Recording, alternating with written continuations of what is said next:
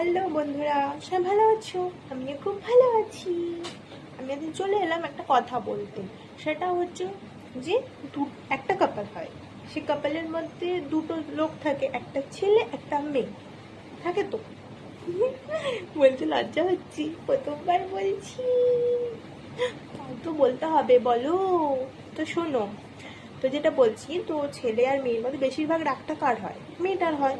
তো মেয়েটার রাগটা কে ভাঙায়? ছেলেরাই ভাঙায়। আর মেয়েরা তো ছোট হয়, কুচু কুচু হয়, তাই না?